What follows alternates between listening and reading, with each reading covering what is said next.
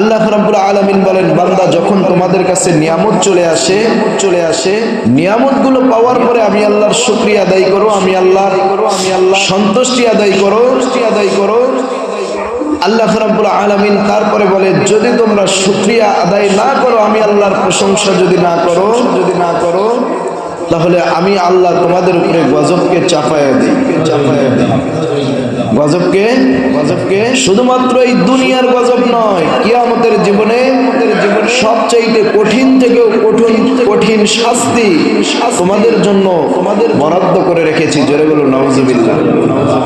আল্লাহ রাব্বুল আলামিন বলেন, লাইন শাকারতুম লাযীদান্নাকুম ওয়া লাইন কাফারতুম ইন্না আযাবি লাশাদীদ। জোরে বলুন আল্লাহু আকবার। আল্লাহ রাব্বুল আলামিন বলেন, বান্দা আমার নিয়ামত পাওয়ার পরে আমি আল্লাহর শুকরিয়া আদায় করো। ও বান্দা, আমি আল্লাহকে সন্তুষ্টি করার জন্য আমার নিয়ামতের শুকরিয়া আদায় করো। পক্ষান্তরে যদি আল্লাহর শুকরিয়া আদায় না করা হয় নিয়ামত পাওয়ার পরেও আমার আল্লাহ সুবহানাহু ওয়া তাআলা বলেন, ওয়ালাইন কাফারতুম, নিশ্চয় তোমরা আমার সাথে কুফরি করলে, ফাসিকি করলে। জোরে বলো নাউজুবিল্লাহ। এই কুফরিকারীরা, তোমরা শুনে রাখো তোমাদের উপরে আমি আল্লাহ সুবহানাহু ওয়া তাআলা সবচাইতে বড় ভয়ানক শাস্তির ব্যবস্থা করে রেখেছি। গজব তোমাদের উপরে চাপিয়ে দিব। ইন্না আযাবি লাশাদীদ। জোরে বলুন আল্লাহু আকবার। আল্লাহ রাব্বুল আলামিন বলছেন, বান্দা আমি আল্লাহ সুবহানাহু ওয়া তাআলার শুকরিয়া আদায় করো। শুকরিয়া নিয়ামত পাওয়ার পরে আমি আল্লাহর শুকরিয়া আদায় করো। নিয়ামত পাওয়ার পরে আমি আল্লাহর যদি আবার শুকরিয়া আদায় না করো, তাহলে আমি আল্লাহ তোমাদের জন্য কঠিন থেকে কঠিনতম শাস্তির ব্যবস্থা করে রেখেছি। নাউজুবিল্লাহ। সম্মানিত প্রিয় উপস্থিতি, আমাদের এই প্রিয় মাতৃভূমি বাংলাদেশ একটা মুসলিম কান্ট্রি বাংলাদেশ, কথা বলেন ঠিক কিনা? যেখানে 90% মুসলমানের বাস, কেউ বলেছেন 96% মুসলমানের বাস, সেখানে 90% 10 ভাগের 9 ভাগ যদি মুসলমান হয়, তাহলে চিন্তা করেন এই মুসলমান এতদিন কে বা কাহারা কি অবস্থায় মুসলমানদের গলাগুলো চিপিয়ে ধরে রেখেছিল, তারা সত্য কথা বলতে পারতো না। কথা বলেন ঠিক কিনা? এরা সত্যটা লিখতে পারতো না। আল্লাহ রাব্বুল আলামিন আজকের খুতবাকে কেন্দ্র করে আপনাদের সামনে সূরাতুল লাহাব তেলাওয়াত করেছি। আল্লাহ রাব্বুল আলামিন এই সূরার ভিতরে আবু লাহাবকে কেন্দ্র করে तमाम পৃথিবীর মানুষদেরকে জানিয়ে দিচ্ছেন, ও পৃথিবীর মানুষরা, তোমরা আজ থেকে 1500 বছর পূর্বের আবু লাহাবের দিকে তাকিয়ে দেখো আল্লাহ সুবহানাহু ওয়া তাআলা আবু লাহাবকে কি বলেছিল এবং তারপরে কি নাজিল করেছিল। সম্মানিত প্রিয় উপস্থিতি, আল্লাহ রাব্বুল আলামিন সূরাতুল লাহাব, এই লাহাব সূরাটি নাজিল হয়েছে মক্কায়। কোথায়? জোরে বলেন কোথায়? মক্কায় নাজিল হয়েছে। আর আবু লাহাবের বাসা কোথায় ছিল? বাড়ি কোথায় ছিল? মক্কায় ছিল। আমার রাসূলের জন্ম কোথায় হয়েছিল? মক্কায় হয়েছিল। আর এই সূরাটি নাজিল হয়েছে মক্কায়। সম্মানিত প্রিয় উপস্থিতি, এই সূরাটি হিজরতের পূর্বের সূরা। জোরে বলুন সুবহানাল্লাহ। হিজরতের পরে মদিনায় গিয়ে যে সূরাগুলো নাজিল হয়েছে, এই সূরাগুলোকে আল্লাহ সুবহানাহু ওয়া তাআলা মাদানী হিসেবে আখ্যায়িত করেছেন। সুবহানাল্লাহ। যেগুলো মক্কায় নাজিল হয়েছে, এগুলো মাক্কি হিসেবে আল্লাহ রাব্বুল আলামিন বলে দিয়েছেন, আখ্যায়িত করেছেন। জোরে বলুন সুবহানাল্লাহ। আল্লাহ রাব্বুল আলামিন বলেন, তাব্বাত ইয়াদা আবি লাহাবিন ওয়া তাব, মা আগনা আনহু মালুহু ওয়া মা কাসাব, সায়াসলা নারান যাতা লাহাবিন ওয়া ইমরাআতুহু হাম্মালাতাল হাতাব। জোরে বলুন আল্লাহু আকবার। আল্লাহ রাব্বুল আলামিন বলেন, তাব্বাত ইয়াদা আবি লাহাবিন ওয়া তাব, আবি লাহাবিন ওয়া তাব। আল্লাহ রাব্বুল আলামিন বলেন, ইয়াদুন শব্দের অর্থ হচ্ছে হাত। ইয়াদুন শব্দের অর্থ কি? ইয়াদুন থেকে ইয়াদা। আল্লাহ রাব্বুল আলামিন সম্পন্ন করেছেন আবি লাহাবি ওয়া তাব। আবু লাহাবের দুইটা হাত ধ্বংস হয়ে যাবে। জোরে বলুন সুবহানাল্লাহ। কার হাত ধ্বংস হবে? আবু লাহাবের হাত ধ্বংস হবে। হে মুসলমান যারা ইসলাম এবং দ্বীন রাসূলুল্লাহ সাল্লাল্লাহু আলাইহি ওয়াসাল্লাম আল্লাহর বিপক্ষে কথা বলে, আল্লাহর বিপক্ষে অবস্থান গ্রহণ করে, আল্লাহ রাব্বুল আলামিন বলেন তাদেরকে আমি আল্লাহ এইভাবেই শাস্তি দিয়ে থাকি। জোরে বলুন আল্লাহু আকবার। শুধুমাত্র তাই নয়, ইন্ডিয়া থেকে প্রতিটা কিছুদিন পর মুসলমানদেরকে আক্রমণ সূচক মুসলমানদের হাট যাকে বলা হয়, মুসলমানদের পথ প্রদর্শক যাকে বলা হয়, নবী মুহাম্মদুর রাসূলুল্লাহকে নিয়ে এরা কিছুদিন পরে একটা করে কটূক্তি করে কথা বলেন, ঠিক কিনা? আমরা কি আমাদের বাংলাদেশে কোনো হিন্দু ভাইদেরকে বলেছি তাদেরকে বলে সামনে দুর্গাপূজা চলবে না? এই কথা বলেন চলবে না এরকম কোনো কিছু বলেছি? এদের দুর্গার বিপক্ষে কোনো কথা বলা হয়েছে আক্রোশসূচক? মুসলমানরা কিন্তু এই কথা বলে না। আর এই শিক্ষাও কিন্তু নবীদের শিক্ষা নয়। আমার দিনী ভাইরা, এরা কিছুদিন পরে আমাদের রাসূলকে নিয়ে, কোরআনকে নিয়ে তারা কোনো না কোনো একটা ষড়যন্ত্র তৈরি করে কথা বলেন, ঠিক কিনা? মুম্বাইয়ে একজন হিন্দুদের একজন ব্রাহ্মণ ধর্মযাজক, যিনি ধর্ম পরিচালনা করেন, এই ধর্ম পরিচালনাকারী ব্রাহ্মণ দিন এবং মুসলমানদেরকে নিয়ে, মুসলমানদের নবীকে নিয়ে এমন একটা কটূক্তি করেছে, যেই কটূক্তি হওয়ার কারণে বাংলাদেশ তামাম পৃথিবীতে দৃষ্টান্ত হয়েছে। ঐক্যবদ্ধ হলে কোনো ক্ষমতাই তাদের কাছে টিকে না। কথা বলেন, ঠিক কিনা? তারা বোম্বাই বলুন, রাজস্থান বলুন, তারা মাঠে নেমে গিয়েছে তাদের ফাঁসির জন্য। হে মুসলমানরা, আল্লাহ সুবহানাহু ওয়া তাআলা বলেন, আমি আল্লাহ সুবহানাহু ওয়া তাআলার যদি শুকরিয়া আদায় করো, তোমরা বেঁচে আছো এটার শুকরিয়া আদায় করো। তুমি যেই ধর্মের হোক না কেন সেই ধর্মের ভিতরে থাকো, লিমিটের মধ্যে থাকো। যদি লিমিট ক্রস করে ফেলো, আমি আল্লাহর পক্ষ থেকে গজব হবে, তার শাস্তি হবে। কথা বলেন, ঠিক কিনা?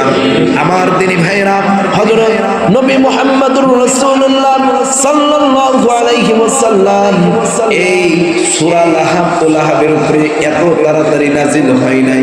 সবচাইতে বেশি কষ্ট আমার নবীকে দিয়েছিল নিজের লোকেরাই। কথা বলেন, ঠিক কিনা? আমার দিনী ভাইরা, আল্লাহর নবী মুহাম্মদুর রাসূলুল্লাহ সাল্লাল্লাহু আলাইহি ওয়াসাল্লাম এই পৃথিবীর জমিনের একজন মহামানব মনুষ্য ছিলেন, যার উপরে আর কোনো পয়গম্বর হতে পারে না, যার উপরে আর কোনো রহমতওয়ালা নবী হতে পারে না। কিন্তু নবী মুহাম্মদুর রাসূলুল্লাহ সাল্লাল্লাহু আলাইহি ওয়াসাল্লাম এই পৃথিবীতে আসলেন।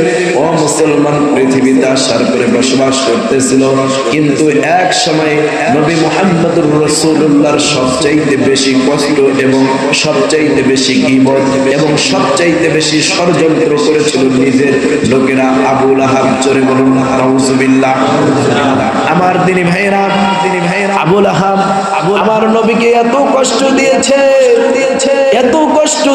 কোনো কষ্ট মনে করে নাই। কিন্তু আবু লাহাবের দুইটা সন্তানের সাথে আমার রাসূলের দুইটা মেয়ের বিবাহ হয়েছিল। শেষমেশ আমার রাসূলকে জাদুকর বলে আমার রাসূলকে এত কষ্ট দিত। এই কষ্ট দেওয়ার কারণে শেষমেশ এই দুইটা কন্যাকে তালাক দিয়ে নবীজির বাড়িতে পাঠিয়ে দিল। জোরে বলুন নাউজুবিল্লাহ। আমার নবীর অনেক কষ্ট পাইল, আমার নবী এত কষ্ট পাইল, সেই কষ্টের কারণে নবীজি ফুপায়া কাঁদে আর আল্লাহর কাছে কোনো কিছু বলতে পারে না। আমার আল্লাহ সুবহানাহু ওয়া তাআলার ইলম পর্যন্ত যাইতে দেরি হলো না। আমার আল্লাহ ডাক দিয়ে বলছেন, হে জিবরাইল, লাউহে মাহফুজ থেকে সূরা লাহাব নিয়ে লাহাবের উপরে এই সূরা নাযিল করে আমার বন্ধুকে সান্ত্বনা দিয়ে আসো।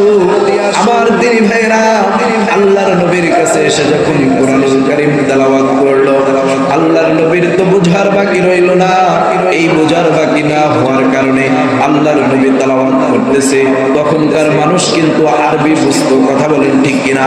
আমাদের বাংলাদেশে কেউ যদি বাংলায় ভাষণ দেয়, খুতবা দেয়, বক্তব্য দেয়, আমাদের দেশের সমস্ত মানুষরা বাংলা ভাষা বোঝে। কথা বলেন, ঠিক কিনা?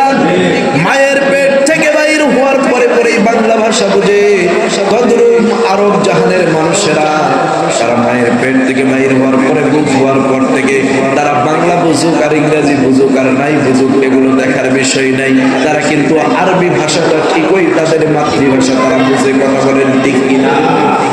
আমার দিনী ভাইয়েরা, যখন সূরা নাহা আমার রাসূলের কাছে চলে এসেছেন, আমার রাসূল তেলাওয়াত করে শুনিয়ে দিয়েছেন। এখন চিন্তা করেন, রাসূলুল্লাহ সাল্লাল্লাহু আলাইহি ওয়াসাল্লামের সময় মুনাফিক ছিল না নাই? জোরে বলেন, মুনাফিক ছিল না নাই? আজকেও মুনাফিক আছে না নাই? জোরে বলেন, আছে না নাই? আজকের বাংলাদেশকে নিয়ে ষড়যন্ত্র চলছে মুসলমান। এই ছাত্রদের ত্যাগের বিনিময়ে যে দেশ পেয়েছি, এই দেশকে নিয়ে অনেক দেশ তারা ষড়যন্ত্র করছে। আমার দিনী ভাইরা, শুধুমাত্র তাই নাই, এই 2 থেকে 3 দিন পূর্বে আমার কাছে একটা রাত 12টার সময় একটা ফোন আসছিল। সেই ফোনটা ইন্ডিয়ান নাম্বার, ওই ফোনের নাম্বারটা আমার এখনো আছে। তিনি আমাকে ফোন দিয়ে বলছে, হুজুর সাহেব আপনি কেমন আছেন? আমাকে পরিচয় দিতেছে যে আমি আপনার একজন শ্রোতা, আপনি ওই ময়নাগুড়িতে একটা প্রোগ্রাম করেছিলেন, আমি ওইখান থেকে। যাই হোক হুজুর সাহেব, আমি আপনাকে ফোন দিলাম, আপনার নাম্বারটা কালেক্ট করলাম, কিন্তু আমি আপনাকে ফোন দিলাম একটু দেশের খবর টবর জানার জন্য। এখন আমি বলতেছি, আসলে আপনার তো পরিচয় জানি না, আপনার সাথে আমি কিভাবে কথা বলবো? বলছে যে না হুজুর, আমি আপনার অনেক, আপনি অমুককে চেনেন না? আমি বলছি হ্যাঁ, অমুককে তো চিনি। আমার একজন পরিচিত লোকের পরিচয় দিলেন। দেওয়ার পরে উনি বলতেছেন, আমি আমার দেশের ছোট্ট একটা ডিপার্টমেন্টে কাজ করি। এই ডিপার্টমেন্ট গোয়েন্দা সংস্থা একটা ডিপার্টমেন্টের ভিতরে আছি। যাই হোক, এখন আমি ওভাবে তো কাজ করি না, কিন্তু আপনারা তো আমাদের প্রতিবেশী দেশ, আপনাদের কিছু হলে আমাদেরও তো সমস্যা। এই কথা বলার পরে উনি হঠাৎ করে আমাকে বলছেন, আপনি কি এই কথাটা জানেন? কোন কথা? যে পাকিস্তান থেকে গোলা বারুদ এবং অস্ত্রপাতি ডক্টর মোহাম্মদ ইউনূস নাকি দেশে নিয়ে আসতেছেন। তাই বললাম যে এই বিষয়ে তো আমি জানি না, আর আমি জানলেও তো আমার বিষয়ে, আমার দেশের সিগারেট কথা আপনাকে কেন বলা হবে? আপনি কার কাছে শুনলেন? উনি বলতেছে হ্যাঁ, আমরা শুনতে পেরেছি, জানতে পেরেছি, আসলে এটার জন্য টুকিটাকি বিষয়। তারপরে বললাম ওনাকে, আমি একটা কথাই বলছি, আপনার দেশের কোন সিক্রেট বিষয় আমাদেরকে বলবেন। আপনার দেশের প্রাইম মিনিস্টার বলবে, কোন মুখ্যমন্ত্রী বলবে, কোন রাজ্যের মন্ত্রী বলবে? বলছে যে না। তাহলে আমার দেশে যদি এরকম কোন কাজ চলে, এই কাজটা আপনারা কিভাবে জানেন? সেটা আপনাদের ব্যাপার, কিন্তু আমার এই নলেজে নাই দেশে কি হচ্ছে না। তবে আপাতত আমরা ভালো আছি। তাহলে চিন্তা করেন, আমাদের এই দেশকে নিয়ে বহির্বিশ্বে অনেক দেশ, যারা লালস সময় তারা আমাদের দেশের দিকে তাকিয়ে আছে, ক্রমে এই দেশটাকে তারা হাতিয়ে নিতে পারে কিনা? কথা বলেন ঠিক কিনা? আমার দিনী ভাইয়েরা, এজন্য আমরা যদি তাদের মতো আমরা যদি সেরকম তাদের সাথে যদি মিশিয়ে যাই, কিন্তু আমাদের এই দেশের যদিও এটা হয়, এই দেশের খবর ওই দেশে গেল, নিশ্চয় এখানে মুনাফিক আছে। কথা বলেন ঠিক কিনা? মুনাফিক হচ্ছে কাফেরের চাইতেও নিকৃষ্ট। মুনাফিক হচ্ছে কাফেরের চাইতেও নিকৃষ্ট, এর চাইতে নিকৃষ্ট আর কেউ হতে পারে না। কারণটা হলো, এরা ভালোটাতেও আছে, খারাপটাতেও আছে। এরা ভালো এবং খারাপটার ভিতরে দ্বন্দ্ব লাগায় দিয়া এরা দূর থেকে মজা লায়। কথা বলেন ঠিক কিনা? আল্লাহর নবী মুহাম্মদুর রাসূলুল্লাহ সাল্লাল্লাহু আলাইহি ওয়াসাল্লামকে আমার আল্লাহ পাক সান্ত্বনা দিলেন, তাব্বাত ইয়াদা আবি লাহাবিন ওয়া তাব। হে রাসূল, আপনি জেনে রাখুন আবু লাহাবের 2 হাত ধ্বংস হয়ে যাবে। জোরে বলুন আল্লাহু আকবার। এই আয়াতে কারিমা যখন আপনার আমার নবী যখন তেলাওয়াত করলেন, এই আয়াতে কারিমা আপনার আমার নবী যখন তেলাওয়াত করে তার সাহাবায়ে কিরামদেরকে শুনিয়ে দিলেন, সেখান থেকে কিছু সংখ্যক মুনাফিক এরা তাড়াতাড়ি চলে গেলেন আবু লাহাবের কাছে। আবু লাহাবকে গিয়া বলছে, তুমি শুনছো মুহাম্মাদের আল্লাহ তোমার উপরে আয়াতে কারিমা নাযিল করেছে, এখন আর তোমার বাঁচার উপায় নাই। আল্লাহু আকবার বলবেন না? এরা যদিও আল্লাহকে বিশ্বাস করত না, কিন্তু ভয় ছিল মুহাম্মদ যেটা কয় সেটাই ঘটে। কথা বলেন ঠিক কিনা? মুহাম্মদ যেটি বলে সেটি দুনিয়াতে বাস্তবায়িত হয়। আমার দিনী ভাইয়েরা, এই কথা বলার পরে সে বলতেছে, আমি তার 2টা মেয়েকে আমার 2টা ছেলের সাথে বিবাহ দিয়েছি, সে আমার আত্মীয়, সে কিভাবে ওর আল্লাহ কিভাবে আমার উপরে আয়াতে কারিমা নাযিল করে, এটা তো আমার 2 হাত ধ্বংসের কথা বলা হয়েছে, নিশ্চয় আমার 2 হাত ধ্বংস হবে। তা ঠিক আছে, ধ্বংস হলে হবে, মুহাম্মদকে কষ্ট দিয়ে ছাড়বো, দেখি মুহাম্মদ আমার সাথে পারে কিনা। আমার দিনী ভাইয়েরা সাথে 2টা সন্তানকে ডাক দিয়ে বলছেন, ও সন্তানরা, মুহাম্মদের 2টা কন্যাকে বিবাহ করেছো, এই 2 কন্যাকে তোমরা এই মুহূর্তে তালাক দিয়ে মুহাম্মাদের বাড়িতে দিয়ে চলে আসো জোরে বলুন নাউজুবিল্লাহ। এই কারবার যখন করলো আমার দিনী ভাইয়েরা, শুধুমাত্র তাই নয়, মুহাম্মদুর রাসূলুল্লাহর সামনে গিয়ে দুইটা জামাতা এমনভাবে রাসূলের সাথে খারাপ আচরণ করলেন, আল্লাহ রাব্বুল আলামিন কুকুরের চাইতেও নিকৃষ্ট আচরণ করলেন।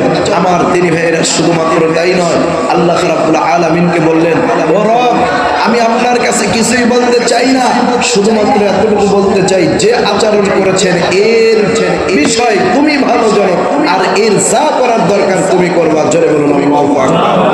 আমার দিনী ভাইরা, শুধুমাত্র তাই নয়, এক পর্যায়ে আল্লাহ সুবহানাহু ওয়া তাআলার হাবিব নবী মুহাম্মদুর রাসূলুল্লাহ ভাষা দিয়ে বুঝিয়ে দিলেন, আল্লাহ যে কুকুরের আচরণ করলো এই কুকুর দিয়ে একে শায়েস্তা করি। আল্লাহু আকবার বলবেন না? কি দিয়ে শায়েস্তা করবে?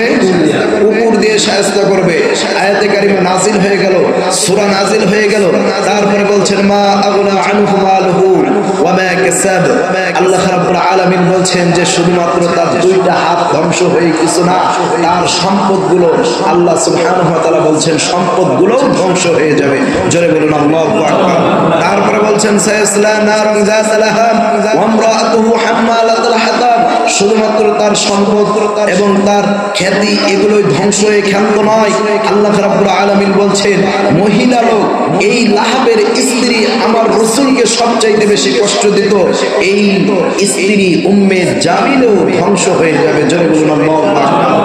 আমার দিনী ভাইয়েরা, এইভাবে একের পর এক যখন আয়াতে কারিমা নাজিল হচ্ছিল, ওই মুহূর্তের ভিতরে আল্লাহর নবী মুহাম্মদুর রাসূলুল্লাহ সাল্লাল্লাহু আলাইহি ওয়াসাল্লাম দোয়া করেছিল, কুকুরের আচরণ করলে, পশুর আচরণ করলে পশু দিয়ে তাকে শায়েস্তা করবে। আমার আল্লাহ সুবহানাহু ওয়া তাআলা এই কথা কবুলিয়াত করে নিলেন। এখন এই কথা যখন এসে বাবাকে বলছে, বাবা আমাদেরকে নাকি কুকুর দিয়ে শায়েস্তা করবে, পশু দিয়ে শায়েস্তা করবে, মুহাম্মাদের আল্লাহ, জোরে বলুন আল্লাহু আকবার। এই কথা বলার সাথে সাথে আবু লাহাব বলছে, এ বেটা, তোকে তোর বাঁচার কোনো পথ নাই, কুকুর এসে তোকে শায়েস্তা করবেই। জোরে বলুন আল্লাহু আকবার। অতএব কুকুরের কাছ থেকে বাঁচতে হলে তুমি এই রাজ্য থেকে অন্য জায়গায় চলে যাও। আমার দিনী ভাইয়েরা, ইতিহাস এবং তাফসীর এবং ব্যাখ্যায় যেটি এসেছেন, ও মুসলমান, 100 লোকের একটা কাফেলা বানায়া তখন তো ক্ষমতায় ছিল। তখন কি ছিল? জোরে বলেন কি ছিল? ক্ষমতায় ছিল। আমার দিনী ভাইয়েরা, বাংলাদেশে এই যে বর্তমান জাতিসংঘের একটা মিটিং চলছে, কথা বলেন ঠিক কিনা? এবছর জাতিসংঘে আপনার 50-52 জন লোক গেছে, ঠিক কিনা? আর অন্য সময়, এর আগে সরকারের সময় 150, 200, 250 লোক যাই, কথা বলেন ঠিক কিনা? কারণ এগুলো অপচার। কিন্তু সেই সময় ক্ষমতায় ছিল আবু লাহাব, তার দলবল। তিনি বললেন যে 100 লোকের একটা কাফেলা বানায় বললেন, এই রাজ্য থেকে অন্য জায়গায় যাও, সেফটি দেওয়ার জন্য আমার সন্তানকে যেন কোনো পশু, কোনো হায়াওয়ান যেন আমার সন্তানকে যেন ধরতে না পারে। জোরে বলুন আল্লাহু আকবার। কিন্তু আল্লাহ বলে, ধরি না, ধরলে আমি আল্লাহ, জোরে বলেন ধরি না, ধরলে আমি আল্লাহ ছাড়ি না, অবশ্যই তাকে আমি এমন ভাবে ধরি আমার হাত থেকে বাঁচার কোনো কায়দা নেই। সম্মানিত প্রিয় উপস্থিতি, সে চলে গেল। আল্লাহ সুবহানাহু ওয়া তাআলা বলছেন, ফি জিদিহা হাবলুম মিন মাসাদ। তাদের জন্য জাহান্নামের সেই এমন ভয়ানক শাস্তি অপেক্ষা করতেছে, তাদের জন্য ভয়ানক শাস্তি অপেক্ষা করতেছে, তাদের বাঁচার আর কোনো পথ নাই। কারণটা হলো, আল্লাহ তো হচ্ছে রহমান, আল্লাহ হচ্ছেন রহিম। আল্লাহ কোনোদিন তার সৃষ্টিকে কষ্ট দিতে চায় না। সে নাফরমানি করলেও আল্লাহ তার রিজিক দেয়, কথা বলেন ঠিক কিনা? সে নাফরমানি করলেও আল্লাহ তাকে রিজিক দেয়, আল্লাহ তাকে খাদ্য দেয়, আল্লাহ তারে বাঁচার স্বাধীনতা দেয়, আল্লাহ সব কিছু তার জন্য করে দেয়। আল্লাহ রাব্বুল আলামিন, সে কেমন রব, কিন্তু কেন তার জন্য আল্লাহ রাব্বুল আলামিন দোয়াকে কবুল করলেন? কেন করলেন? কারণটা হচ্ছে যে তোমরা আমি আল্লাহর সাথে নাফরমানি করো, কোনো সমস্যা নাই, কিন্তু আমার নবীর সাথে নাফরমানি করলে, আমার নবী কষ্ট পাইলে আমি এক বিন্দু পরিমাণ ছাড় দেব না, কথা বলেন ঠিক কিনা? আল্লাহর নবী যদি কষ্ট পায়, আল্লাহর নবী যদি সমস্যা করে, আল্লাহর নবীকে যদি মারার ষড়যন্ত্র করে, আল্লাহ রাব্বুল আলামিন বলছেন আমি আল্লাহ ছাড় দেব না। জোরে বলুন আল্লাহু আকবার। আমার দিনী ভাইরা, 100 লোকের একটা কাফেলা নিয়ে যখন সন্তানদেরকে সেফটি দেওয়ার জন্য এই আবু লাহাব যখন তাদেরকে অন্য জায়গায় পাঠিয়ে দিল, আমার দিনী ভাইয়েরা, যাইতে সন্ধ্যা হয়ে গেল এবং আবু লাহাব বলে দিয়েছে আমার সন্তানদেরকে তোমরা রাত দিন সব সময় পাহারা দিবে। মুহাম্মাদের আল্লাহ বলেছে, মুহাম্মাদের জবান থেকে বাইর হয়েছে এই কথা অবশ্যই মুহাম্মাদের আল্লাহ বাস্তবায়ন করবে। তারা যেন তোমাদের সামনে আমার সন্তানকে যেন কষ্ট দিতে না পারে। আমার দিনী ভাইরা, শুধুমাত্র তাই নয়, ওই মুহূর্তের ভিতরে আল্লাহর নবী মুহাম্মদুর রাসূলুল্লাহ সাল্লাল্লাহু আলাইহি ওয়াসাল্লামের দোয়া আল্লাহ রাব্বুল আলামিন কবুল করলেন। ওই সন্তানগুলো তার সৈন্য সামন্ত তাদেরকে এমন ভাবে আটকায় ধরে আছে, কিন্তু রাতের আধারে গভীর রাতে এক পর্যায়ে দেখা গেল সবাই যখন ঘুমিয়ে পড়ল, ওই সন্তান দুইটা, আবু লাহাবের সন্তান দুইটা স্বপ্ন দেখতেছে এত বড় একটা কুকুর, যেই কুকুরটার চেহারা হলো লাল, সে নাকি তাদেরকে আক্রমণ করার জন্য আসতেছে। আমার দিনী ভাইরা, এই স্বপ্ন দেখার পরে তাদের কলিজা কি ছোট হবে না বড় হবে? ছোট হয়ে যাবে, জর্জরিত হয়ে যাবে ভয়ে আতঙ্ক। ঘুম ভাঙার সাথে সাথে সৈন্যদেরকে ডাক দিলেন, সৈন্যরা তোমরাও ঘুমিয়ে পড়েছ, ভয়ে তো কলিজা তরতর করে কাঁপছে। এই মুহূর্তের ভিতরে কি করা যায়? আমার দিনী ভাইরা, শুধুমাত্র তাই নয়, ওই মুহূর্তের ভিতরে এক পর্যায়ে দেখতেছে সত্যি দুইটা কুকুর এমন ভাবে আসতেছিল যে কুকুরের চেহারা দেখে কাফেররা তাসকি লেগে তারা অজ্ঞান হয়ে গিয়েছে। আর কুকুর দিয়ে আল্লাহ রাব্বুল আলামিন তার দুইটা সন্তানকে ধ্বংস করে দিয়েছে। জোরে বলুন আল্লাহু আকবার। আমার দিনী ভাইরা, আজ যারা মুসলমানিত্ব থেকে, কোরআন থেকে, ইসলাম থেকে, দিন থেকে খারিজ হয়ে যাবে, হয়তো এই দুনিয়ায় তার লাঞ্ছনা বঞ্চনা শুরু হয়ে যাবে, হয়তো সেগুলো আমাদের কাছে নাও আসতে পারে, কিন্তু দুনিয়ার কষ্টটা ঠিকই আপনার আমার কাছে আসতে পারে। কথা বলেন ঠিক কিনা? আমার দিনী ভাইয়েরা, অনেক লোক অসুস্থ হয়ে যায়, সারাটা জীবন নাফরমানি করেছে, আল্লাহর সাথে শিরিক করেছে, জুলুম করেছে, নবীর সাথে নাফরমানি করেছে, নবীর আদর্শের বিপক্ষে কলম ধরেছিল, নবীর আদর্শের বিপক্ষে, নবীর আদর্শের কথা বলা হবে, অনুমোদন দেওয়া হয়নি, নবীর কথা বলা হবে, এই কথাগুলোর এই অনুমতি দেওয়া হয়নি, এরকম কাজ করেছিল। কিন্তু শেষ পর্যায়ে যখন পৃথিবী থেকে চলে যাবে, আল্লাহ রাব্বুল আলামিন শুধুমাত্র পা পিছলে পড়ে গিয়ে তার হাড় ভেঙে গেল। এই হাড়কে ঠিক করার জন্য রংপুর নিয়ে গেল, রংপুরে ভালো হলো না, ঢাকায় নিয়ে গেল, ঢাকায় ভালো হলো না, চট্টগ্রামে নিয়ে গেল, চট্টগ্রাম ভালো হলো না, ইন্ডিয়াতে নিয়ে গেল, ইন্ডিয়াতে ভালো হলো না, আমেরিকায় নিয়ে গেল, লন্ডনে নিয়ে গেল। আমার দিনী ভাইরা, ভালো হয় না, টাকা যাচ্ছে, পয়সা যাচ্ছে, কষ্ট হচ্ছে, পরিবারের কষ্ট হচ্ছে, পরিবারকে শাস্তি দিতেছে, তাকেও শাস্তি দিতেছে। কথা বলেন ঠিক কিনা? আমার দিনী ভাইরা, একজন এই পৃথিবীর জমিনে একজন হত্যাকারীর নাম, একজন মানুষ, একজন আল্লাহর সবচাইতে একজন মাহবুব বান্দার নাম শুনেছেন, যার নাম হচ্ছে নিজামউদ্দিন। কি নাম? জোরে বলেন কি নাম?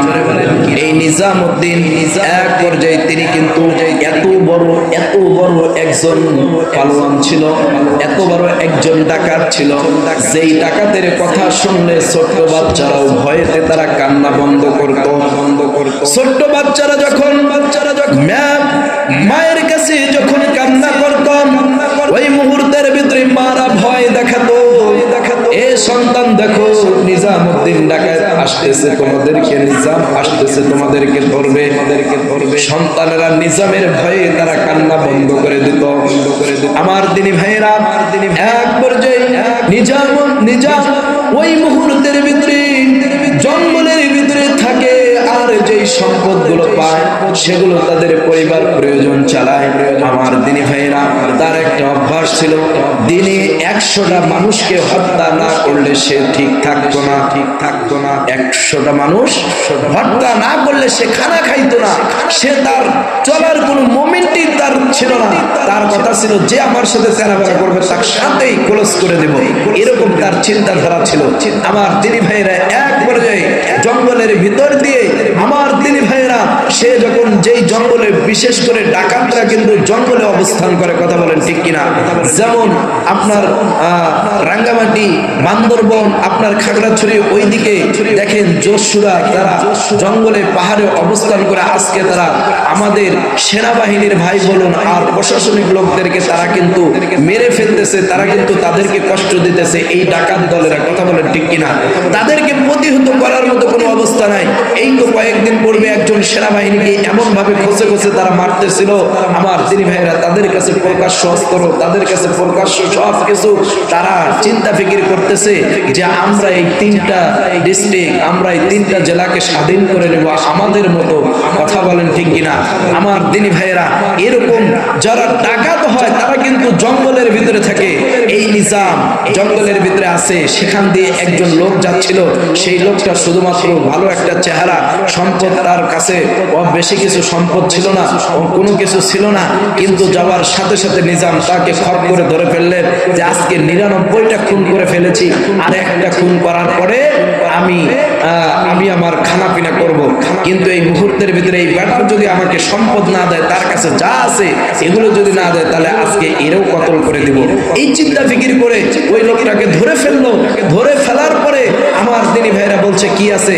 বলে আমার কাছে কিছুই নাই। তুমি যাও কোথায়? আমি যাই মদিনায়। বলে তুমি মক্কা মদিনায় কেন যাও?